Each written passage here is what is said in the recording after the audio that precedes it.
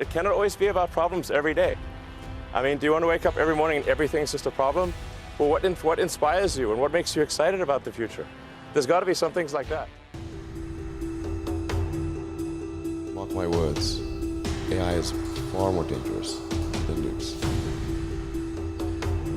One of those actions is to become a multi-planet species or ensure that life is multi-planetary.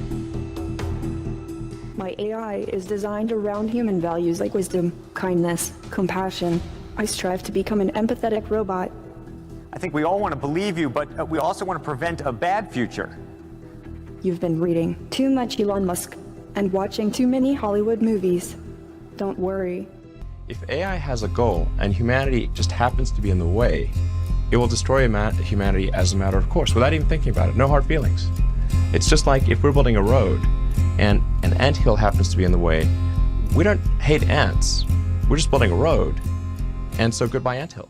Most people think we have like too many people on the planet, but actually this is an outdated view. This is assuming that AI is fine, assuming that there's a benevolent future with AI. I think that the biggest problem the world will face in 20 years is population collapse. I think that the biggest risk is not that the AI will develop a will of its own, but rather that it will follow the will of people that establish its utility function or its optimization function.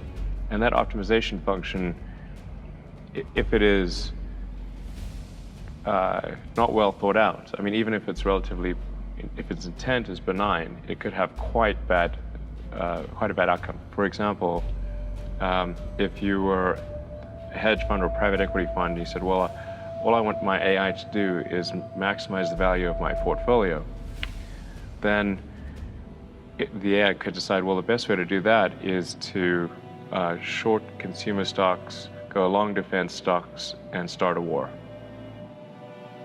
And that would also be quite bad. You can view the advancement of AI as solving things with increasing degrees of freedom. So the thing with the most degrees of freedom is reality. But AI has steadily advanced, solving things that have more and more degrees of freedom. So the rate of improvement is really dramatic. We have to figure out some way to ensure that the advent of digital superintelligence is one which is symbiotic with humanity.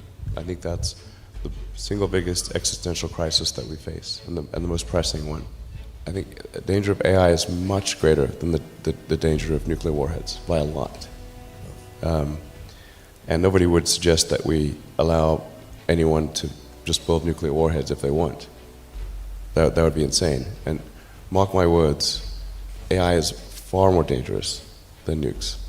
The thing that's going to be tricky here is that it's going to be very tempting to use AI as a weapon. It's going to be very tempting. In fact, it will be used as a weapon. So the on-ramp to serious AI, the danger is going to be more humans using it against each other, I think, most likely. That'll be the danger. Yeah. But the AI is informed, strangely, by the human limbic system. It is, in large part, our id writ large. How so? Well, you mentioned all those things, the sort of primal drives. Mm-hmm. There's all the things that we like and hate and fear. They're all there on the internet. They're a projection of our limbic system. I don't think most people understand just how quickly machine intelligence is advancing. It's much faster than almost anyone realizes, even within Silicon Valley, and certainly outside Silicon Valley, people really have no idea.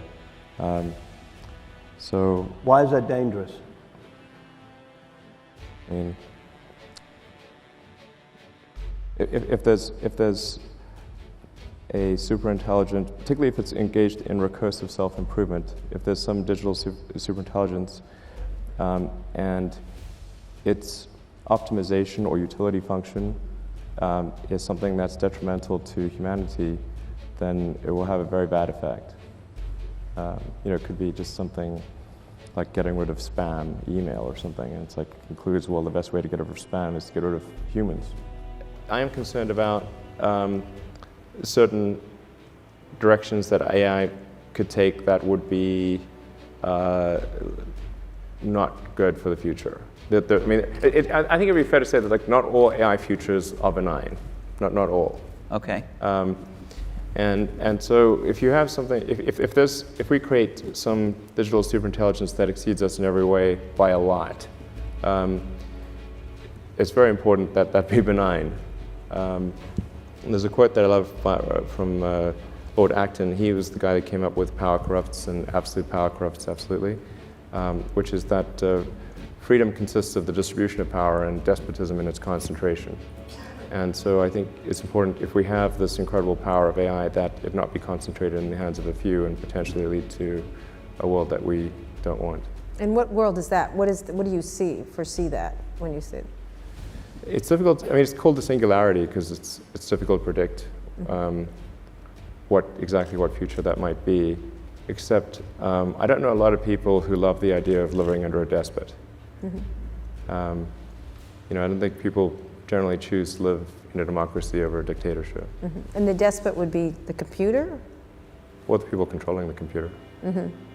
However, I think if AI power is widely distributed, and there's not, say, one entity that has some super AI that is 1,000,000 times smarter than anything else. If instead AI power is broadly distributed, and to the degree that we can link AI power to each individual's will. So like you would have your AI agent, and you would, like everyone would have their sort of AI agent, and then if somebody did try to do something really terrible, well, then the collective will of others could overcome that bad actor. So there's a certain amount of carbon that is circulating through the environment. So it's going into the air, being absorbed by, and then getting absorbed by plants and animals, and then going back into the air. And this carbon is just circulating on the surface.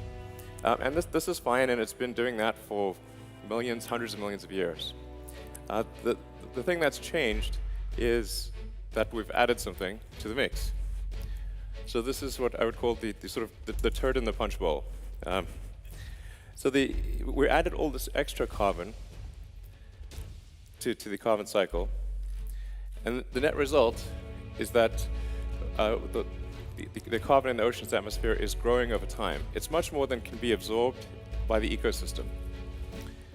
It's really quite simple. We're taking billions of tons of carbon that's been buried for hundreds of millions of years and is not part of the carbon cycle, taking it from deep underground and adding it to the carbon cycle.